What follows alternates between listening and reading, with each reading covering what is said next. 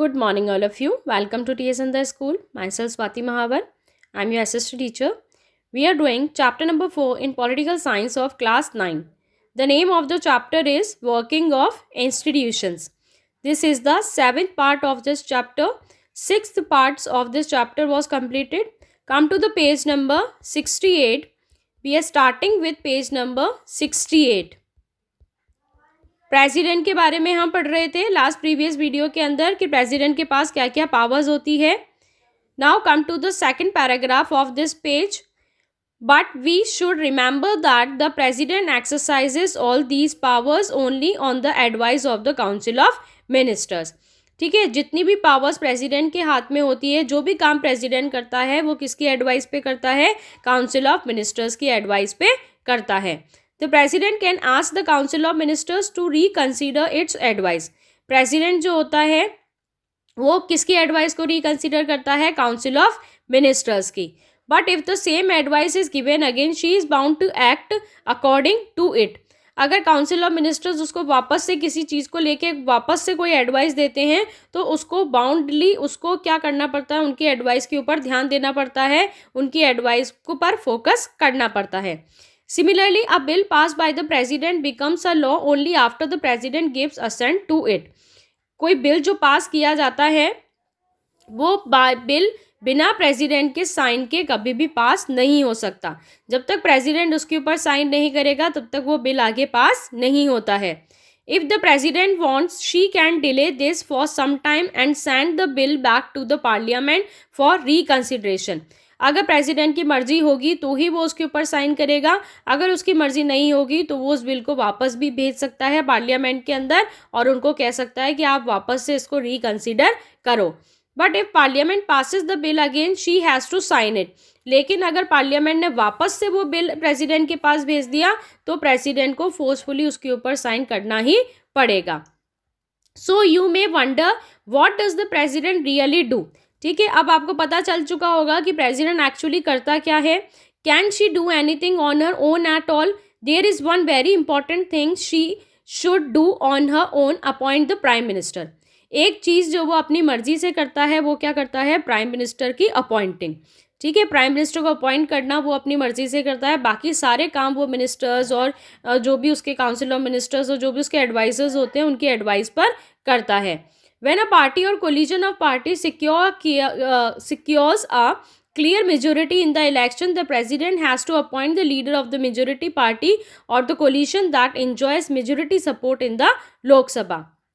जब पार्टी या फिर कोलिजन पार्टीज जो होती है वो क्लियर मेजोरिटी दे देती है इलेक्शंस के अंदर प्रेसिडेंट को, तो उसको अपॉइंट करना ही पड़ता है. जो मेजोरिटी पार्टी और कोलिजन गवर्नमेंट आती है उसको अपॉइंट करना ही पड़ता है जिसको सपोर्ट लोकसभा के अंदर ज़्यादा मिलता है.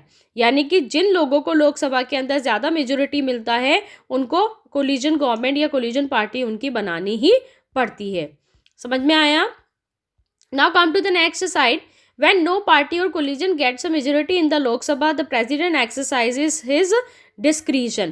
जब कोई भी पार्टी या कोई भी कोलिजन गवर्नमेंट को मेजोरिटी नहीं मिलता है लोकसभा के अंदर तो प्रेसिडेंट वहाँ पर अपनी मर्जी से अपने लीडर्स वो खुद अपॉइंट कर लेता है. The president appoints a leader who in her opinion can muster majority support in the Lok Sabha.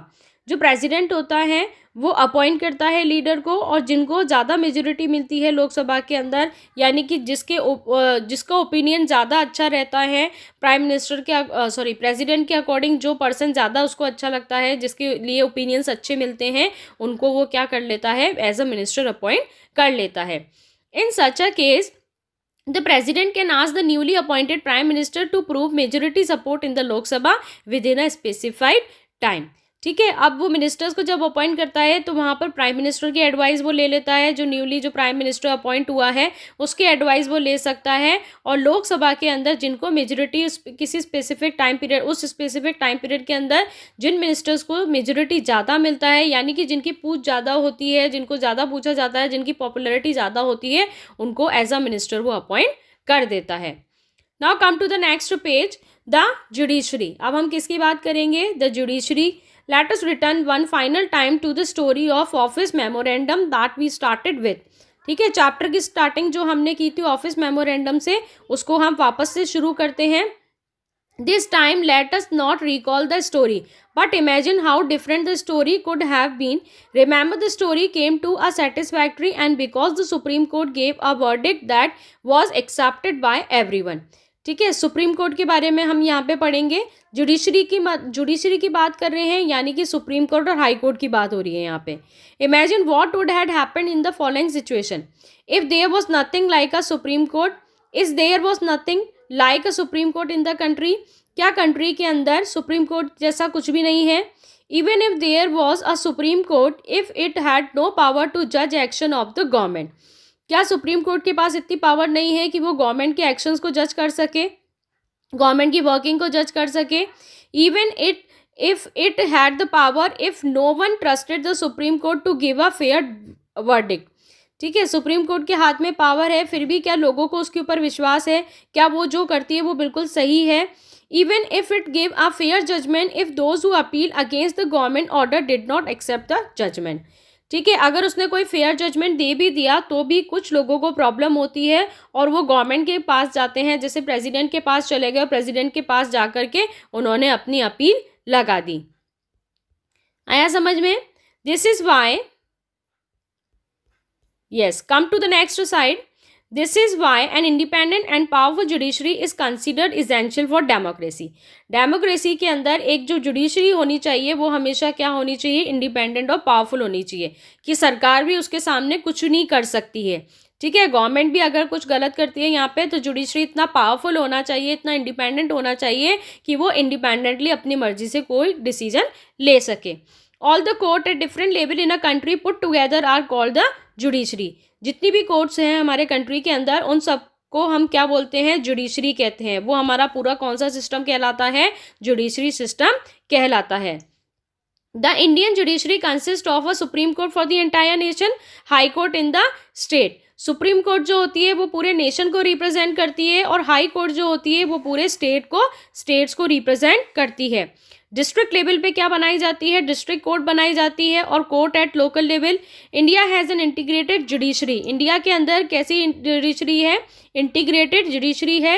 It means the Supreme court controls the judicial administration in the country. ठीक है, सुप्रीम कोर्ट जो है वो पूरे जुडिशियल एडमिनिस्ट्रेशन को control करके रखती है, यानी कि हाई कोर्ट और लोकल जो डिस्ट्रिक्ट कोर्ट होती है उन सबको हैंडल करने का काम कौन करता है, सुप्रीम कोर्ट करता है. क्योंकि जो सुप्रीम जो मेन जो कोर्ट है, जो सुप्रीम जो कोर्ट है, जो हायर जो कोर्ट है वो क्या है, सुप्रीम कोर्ट है. Its decisions are binding on all other parts of the country. इसके जो डिसीजंस होते हैं वो कंट्री के सभी पार्ट्स के अंदर लिमिट होते हैं, सभी पार्ट्स के अंदर लगाए जाते हैं. It can take up any dispute. ठीक है, अब कौन कौन से डिस्प्यूट ये लेते हैं, between citizen of the country.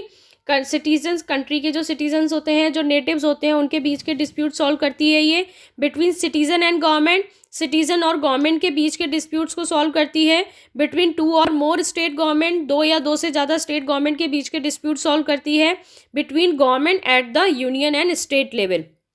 ठीक है, यूनियन और स्टेट लेवल की जो गवर्नमेंट के जो डिस्प्यूट्स होते हैं उनको भी ये सॉल्व करती है. ये लर्न कर लेना कि सुप्रीम कोर्ट कौन कौन से डिस्प्यूट सॉल्व करती है.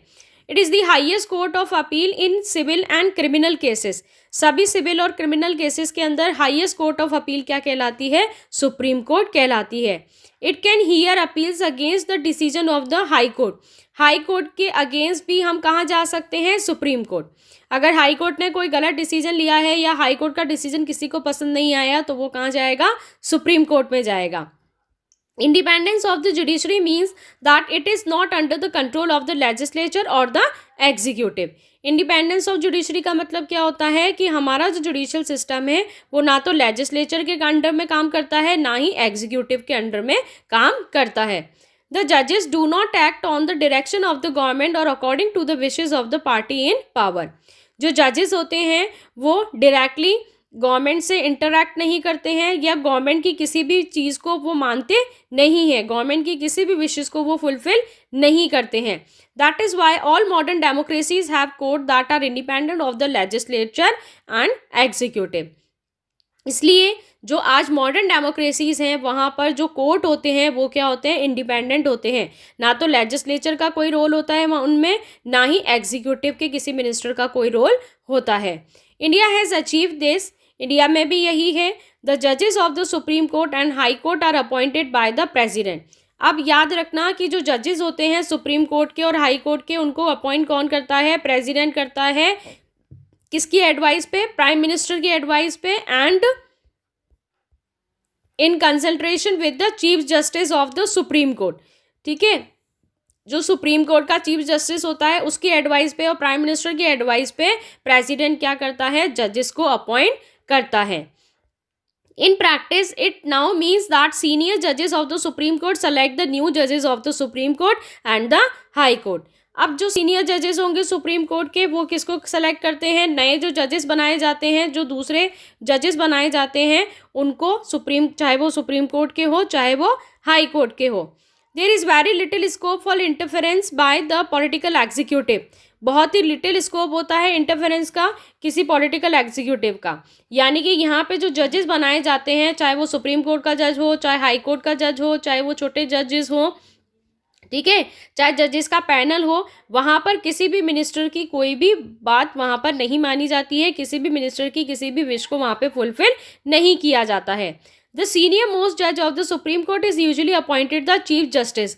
अब जो सीनियर मोस्ट जज होता है सुप्रीम कोर्ट का, उसको कौन अपॉइंट करता है? चीफ जस्टिस अपॉइंट करता है।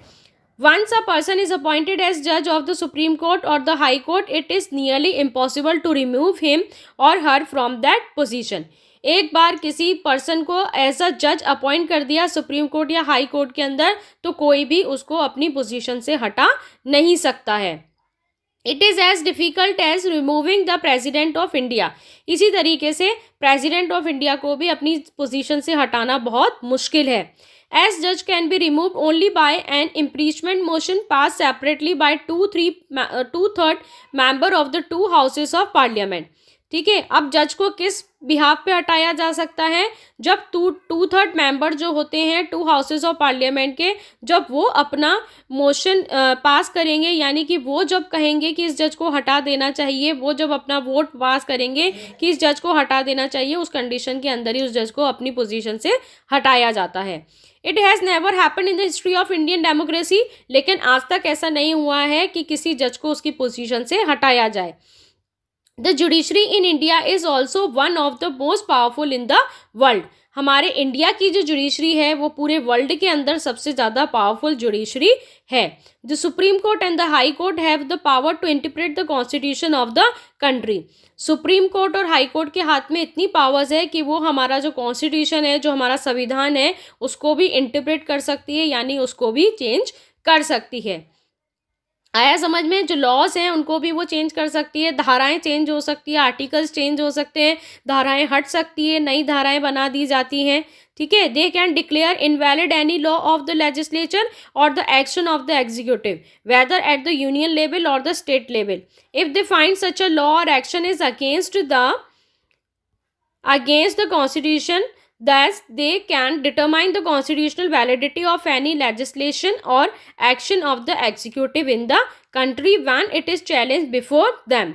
ठीक है, उनके हाथ में इतनी पावर्स होती है, जैसे कोई लॉ उनको लगता है कि ये अब वैलिड नहीं है, अभी जो नया दौर चल रहा है, जो नया लोगों की थिंकिंग जो आ रही है, जो नए क्राइम्स जो आ रहे हैं, जो नई नई चीज़ें हो रही हैं, तो उसके अकॉर्डिंग अगर उनको लगता है कि ये लॉ उसके अकॉर्डिंग नहीं है, ये लॉ अब अपडेट करना उसको ज़रूरी है, कि उसकी जगह पे कोई नया लॉ लेकर आना ज़रूरी है, तो वो क्या करेंगे? उस लॉ को हटा देंगे और उसकी जगह पे कोई दूसरा लॉ लेकर आ जाएंगे।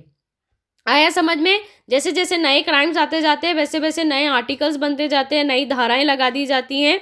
This is known as the judicial review. इसे क्या कहा जाता है? जुडिशियल रिव्यू कहा जाता है। The Supreme Court of India has also ruled that the core और basic principle of the constitution can not be change by the parliament. जो सुप्रीम कोर्ट है हमारे इंडिया का, वो हमारे कॉन्स्टिट्यूशन के बेसिक प्रिंसिपल्स चेंज नहीं कर सकता है, जो और पार्लियामेंट को वो चेंज नहीं कर सकता है।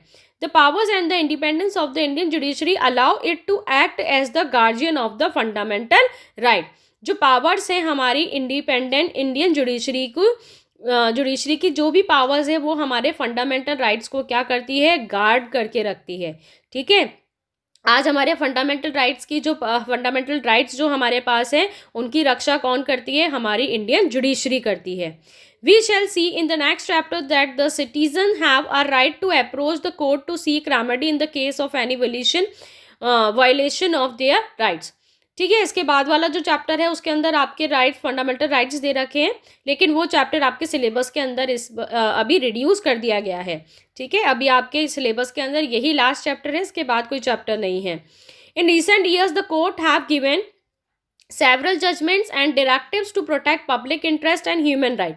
ठीक है, पब्लिक इंटरेस्ट के लिए कोर्ट बहुत अच्छे डिसीजंस लेती है, ह्यूमन राइट्स की रक्षा के लिए कोर्ट बहुत अच्छे डिसीजंस लेती है. Anyone can approach the court if public interest is hurt by the action of the government.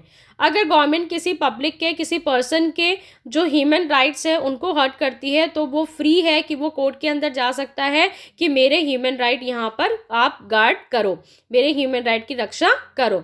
This is called public interest litigation. और इस पूरे प्रोसेस को क्या कहा जाता है? पब्लिक इंटरेस्ट लिटिगेशन कहा जाता है. कि अगर आपका कोई फंडामेंटल राइट हर्ट हो रहा है, अगर आपका कोई फंडामेंटल राइट आपको नहीं मिल रहा है, तो आप कोर्ट के अंदर जाकर के गुहार लगा सकते हो कि मेरे फंडामेंटल राइट मुझे दिलाओ. The courts intervene to prevent the misuse of the government's power to make decision.